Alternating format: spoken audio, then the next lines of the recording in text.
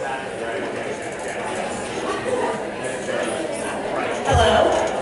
Hi. Welcome, everyone.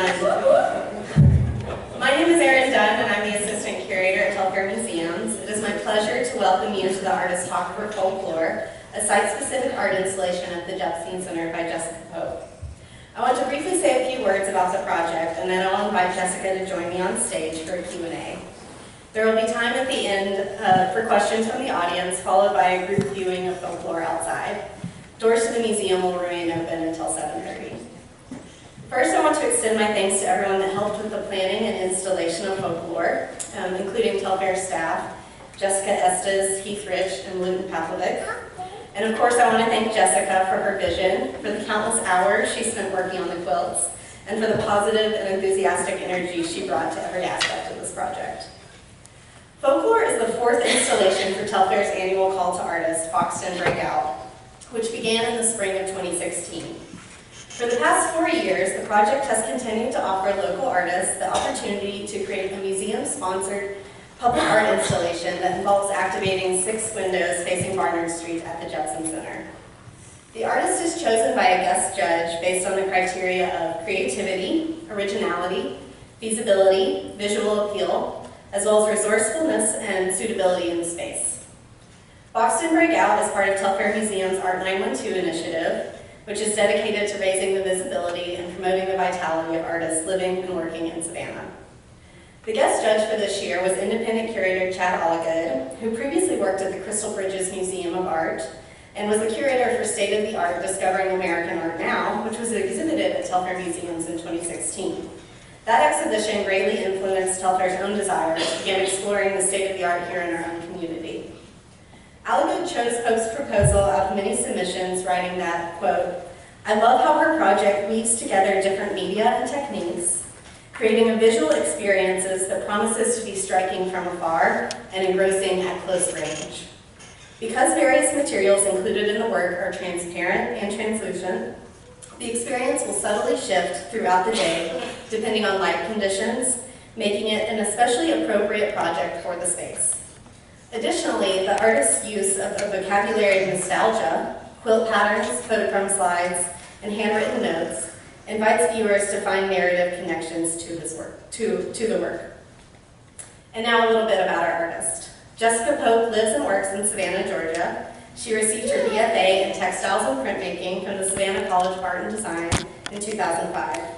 Jessica gets her love of all things vintage from her parents, active artists, collectors, and appreciators of any good that has a story. Her Savannah-based company, Buck & Doe, specializes in unique personal and home accessories, some found, some handmade, but always special. Please join me in welcoming Jessica Pope to the stage.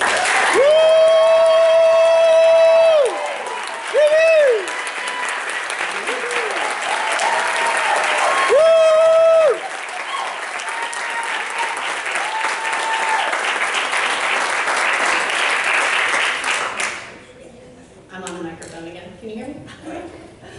Hello? Okay. So before delving into the project, can you give us a little background on your education as an artist, both formal and informal, and how your family's love of handicrafts had a hand in that development? I might have known what the questions were before, so I prepared a beautiful PowerPoint presentation to share with you.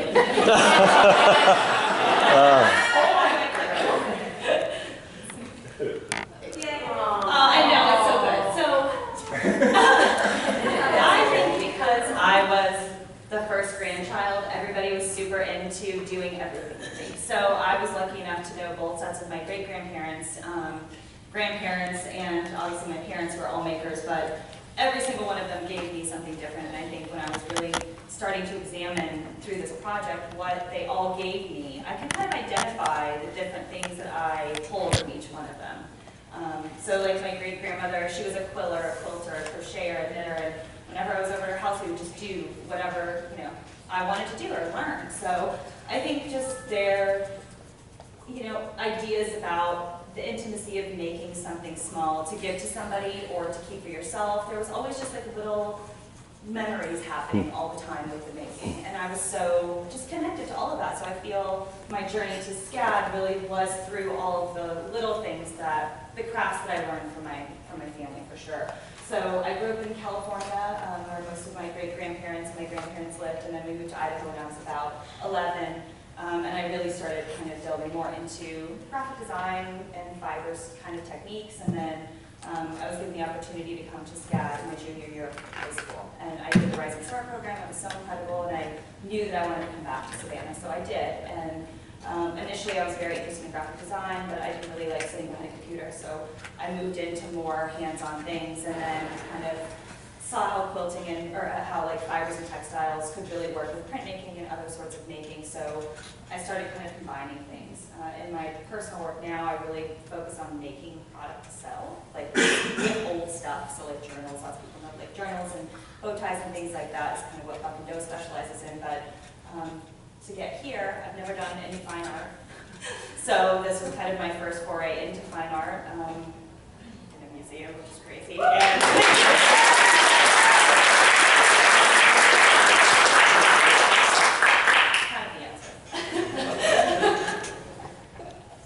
So in 2016, you found a box of Kodachrome slides detailing one family's life from 1948 to 1954. And these photographs form the nucleus of folklore. Can you speak to the evolution of the project for Boston Breakout and how you started to formulate your ideas for how to display these small-scale photographs that can really only be seen under strong light? Sure. Excuse me, let me go to my next slide. So this is the box of slides in a box my greatest friend Robert Jones gave me. But there were about 500, and I just like came home and looked through the slides. I was completely obsessed with them. I wanted to like see every single one of them, and they really reminded me a lot about my family, because this was a time period where my dad, my grandfather, and my grandparents were really all active together, and there was a lot of imagery from my childhood that I saw that reminded me of what was happening here. So I did show these are some of the slides that I had from the actual project that I printed out. I just loved just the intimacy of every single moment, and I was so into kind of trying to figure out how, like, when a memory comes into your mind and it kind of lights up, like, that's what I wanted it to be. Like, I wanted it to be like individual, like, just snaps that you see. So I started just looking through all the slides, and I kind of like categorized them into different, I love to sort, so it was very wonderful. I sorted them all, and then I just looked at them and loved them, but they spoke to such a time where people were together and doing things and out in the world and, you know, like exploring, and I just thought that was so special. So I started kind of I just made like a little one. Let's see, these are some of the different ones, imagery that I just loved.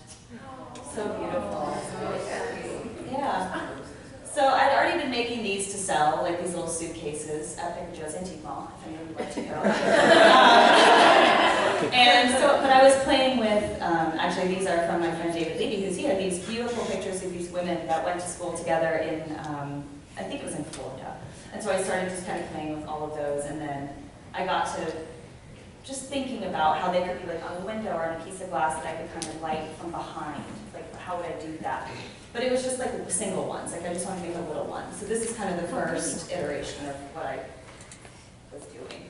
And then I was at Sunnyside Up eating the most delicious croissant, and I saw a call for entries for a Telfair Museum Boston Breakout, and I was like, wow, like if they could be in the window, that would be so cool. And they could be like lit up, and it would be so interesting. So I submitted the proposal, and it happened. And then I started making it. So here, I mean, I just started kind of going for it. And so this is kind of showing, a lot of people have asked me about the process of making the back pieces, which everything is tissue paper, so it can be lit. So each one starts with 4 layers of glued together tissue paper. And then I made these insane little windows and these little tiny squares, and then kind of put them together. So those are kind of in progress shots of each individual square. So they're 6-inch squares. There's about 100 pieces per piece. And then each one has a different theme, kind of based on materials and colors. I just wanted to see how the different colors would kind of work too. So this is just me working late into the night, fixing slides and gluing things. But you can kind of see the evolution. The first one certainly took me the longest, and I kind of had to figure out how all of these things were going to like hang and work and do. So my husband was really helpful in kind of making the structural aspect of it once I started getting to the end stages. So this kind of shows you the process. And Trey's got a great studio, thank God, that I could take over. So yeah, so I just kind of started, you know, making. So yeah, I was there. Sorry. So you were talking a little bit about how you started to categorize these slides and maybe you started to see some themes within the work. So stories really seem to be a part of the project. And they're not only reflected in the materials we use, the slides and the quilts, but also in the titles you chose for the works. So the overall title is folklore, but the individual pieces have titles like News from Back Home, Travels Here and Thereabouts, Legends of the Sea, Tales Along the River, Whispers in the Woods, and Love Stories. So can you discuss the role the narrative plays in your work? I like stories. Anybody who knows me knows I love a good story. So I'm real into stories. I like other people's stories. I like to read. I like everything, and I'm certainly captured by the vintage. I like the period between 1920 and 1975. Like I'm super into all of that. So the story part of it, to me, when I looked at it, I could think of the different categories of stories that my family had told me. Like what would they tell me when they would call me and tell me what's going on at home, or specifically in this period of time, I think people were a little bit closer to one another, so maybe there wasn't, I don't know, there was more letter writing, which I really liked too. But yeah, I think just narrative in general, it helped me kind of put the story together, and then when I looked at all the slides, they really do, those were the things that those people were focused on. They were focused on their family, they were focused on the outdoors, they were really industrious, like there was a lot of building and exploring, and I think during that time it's just so enchanting. It's like, what the best of America is supposed to be, but, and I think as working with them too, talking with other people who maybe have these boxes of slides, it makes them think about their family in a different way, or like connect, to the stories that they know. So in Chad's quote about your piece, you talked about how you focused a little on nostalgia through the use of your materials. So I kind of want to ask you to connect the materials that you used, including the slides, but also the quilts and how that might play into the stories. And you used vintage maps and greeting cards and photographs and handmade paper and even candy wrappers. So can you just talk a little bit about some of the other material that's in the work? Well, I have a little bit of a hoarding tendency, especially when it comes to things that are small and paper-like. So a lot of the materials I already had at my house. I had boxes of postcards. David Levy gave me a great box of love letters. I've got things from my grandparents, all of these little tiny miniature things. So when I started thinking about it, postcards to me certainly spoke to, what was happening then and how people would communicate where they were. And some of the postcards were hilarious. And, I love to I like that secret. Like, I don't really know these people, but I get to have this intimate moment with them, that's past. So I used, in this one, these from back home, this one is just postcards and then kind of journal paper and then hand-dyed tissue paper. So this one was my first one and the scariest one, but it's my favorite one too, I think. But the quilt blocks that I chose are certainly more traditional quilt blocks that people would have used in the 50s, very southern, patterns. It was interesting in the end when I looked at the pattern that I chose. I kind of chose the same pattern for each one, but they look so different based on the way I picked the materials. So, like 3 of them have this specific pattern. So News from Back Home certainly focuses on news. This one starts the madness with the candy wrappers. Traeger ate about 300 million reasons. Because I just liked how it looked. I was like, look how veiny it is. It's so beautiful. It looks like travel. It's like someone crumpled it up. And you eat candy on the road, so I felt like it was appropriate. And then the maps are from a book my parents had sent me that just had all these really great, they were just topographical maps from the 50s. So the materials in this one are pretty simple. There's tissue paper that I got that was maps that kind of worked with it. So this one has the most pieces. I think it's up like 6,000 pieces, which was insane. I don't know what I was thinking. But there it is. And then Whispers in the Woods. This one's just vintage photographs of trees, like old arbor pictures and tissue paper. And I started playing around with the different backgrounds, like if I could change kind of the luminosity with, if I did green tissue paper versus the brown that I was using before. So they kind of changed the feel, I think, once I started getting into it and kind of learning my process. Yeah, and this quilt block has a companion, like the same kind of pattern for another one as well. This one's candy wrappers too, just the other side. So Trey got lucky, he didn't have to eat a different kind of candy. I could just use the same one. So I used the shiny part versus the matte part. And then the same maps, just the ocean part of the book versus the land part. So that book got a lot of good use, and it was really beautiful. I kind of hated to rip it up, but not that much. Tales Along the River, this one has a little bit more newer materials and handmade papers. I really wanted to go for kind of like a marbly look, and this one certainly has more coverage across the surface, so the light plays a little bit differently, and you'll see that, when we're outside the sea. This one looks a little bit more stained glassy. And then Love Story is the last one. This one's probably my favorite one. It's just greeting cards from the 1950s and congratulations cards, babies' announcements, things like that have that beautiful like teal and dark red and vibrant colors. So, but it's just one same material. I didn't use anything other than tissue paper and the greeting cards for that one. So yeah, I think materials to me are super important. I think, if I go down this road more, I have so many different crazy materials that I can use, so I can't wait to make more, yeah. All right, and so finally, the big question. What do you hope is the impact of folklore on the viewer? Well, it's been fun because I've been able to come and see people kind of interact with the work, and I think it is happening in the way that I wanted it to happen. Like this man was standing outside and he saw a picture in there that reminded him of his mother, and he had a story that he thought of when he saw the slide. And so I think that just the connection with that past, the stopping to think, the fact that these like little tiny moments are captured in me. I just couldn't get over the fact that there's like 10,000 memories of someone I don't know, and I'm so connected to, like I was like super into these people. And I think that it's just because it just makes you think about your own stories. And so I think hopefully people will get that when they look at it. And now I'd love to open up questions from the audience, if anyone has any right off the top of their heads. How many hours do you think you spend? That's a great question, Megan. Well, if it makes you, you can do the calculation. I think I watched the entire Office series 3 times. Between the hours of 5 p.m. and 1 a.m. So I don't know, probably, each book probably took about 40 or 50 hours. The cutting was a lot. Like, I didn't realize, I guess, the different material, like, they're hard to cut. Like, candy wrappers, guess what, guys? Not easy to cut. And they don't really want to be straight, and they don't really want to go in a square. So I think that kind of changed, yeah, material certainly dictated, but yeah, probably about 300 hours, I would say, in the end, yeah. So you have no idea who these people are, and are they all the same family? They're all the same family. Well, I did have to inject a few of my own fam, but yeah, it's all one family between 1948, I'd say, and 1954. And it was just one single box that I got. So, but I have no idea who they are.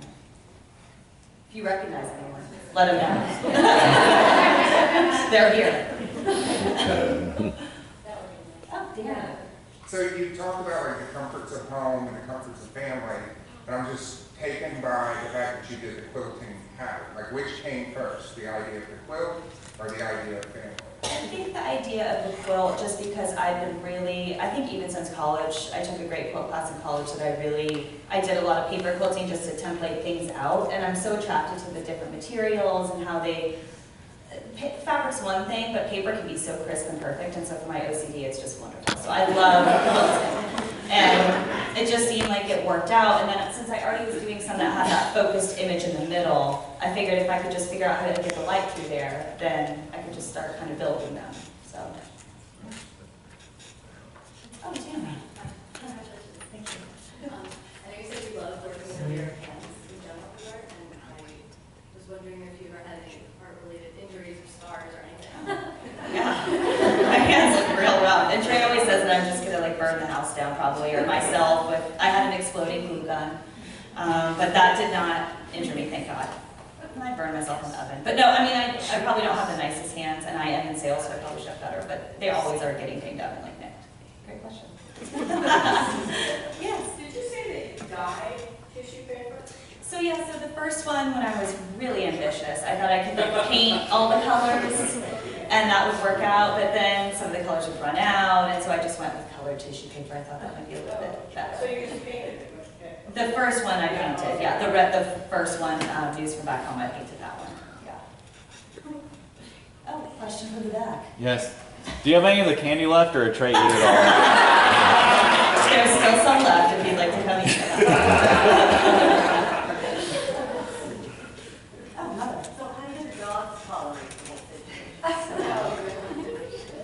There was some dogs that peed maybe on some of the tissue paper during the process.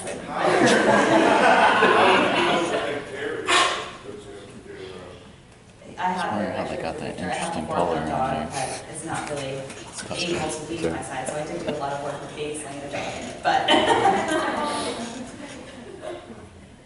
Yeah. When this is over, what do you pursue? I don't know, like, I think that's a great question. They'll probably live at the Telfair, I mean, certainly until October. They could stay a little bit longer, but I think I'd like for them to travel a little bit. I've been thinking about maybe putting, like, trying to get them in other cool places, museums and things like that. So we'll see, yeah, I think they should travel and be together. I want them to stay together. Yeah. Oh, hi, Pam. Is this something you'd like to teach other people, maybe? I mean, I know in my eyes, I think art's very personal, but it's so awesome.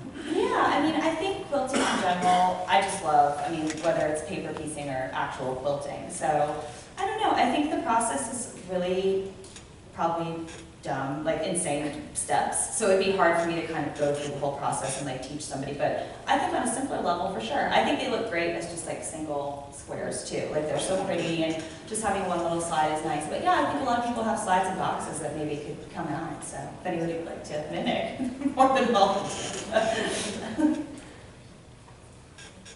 Oh, yes. Any plans for merchandise? Mouse pads? I want to make some little ones. Like, I think I'll just make some babies. I have so many more beautiful slides, and I think just as single pieces, they're so beautiful too. So, yeah, hopefully people can just hang them up. And yeah, if you have any you'd like me to do, call me. Anyone else? And I feel like we should also mention, maybe we didn't emphasize this enough, but the works really change throughout the day. So if you come see it at noon, it's going to look completely different than if you come at 8 p.m. or 9 p.m. because there are lights behind the works, so they're really illuminated. And so you do get that transparency and that translucence that's part of the tissue paper and part of the slides. So I encourage you to not just come view it once, but come view it multiple times throughout the day.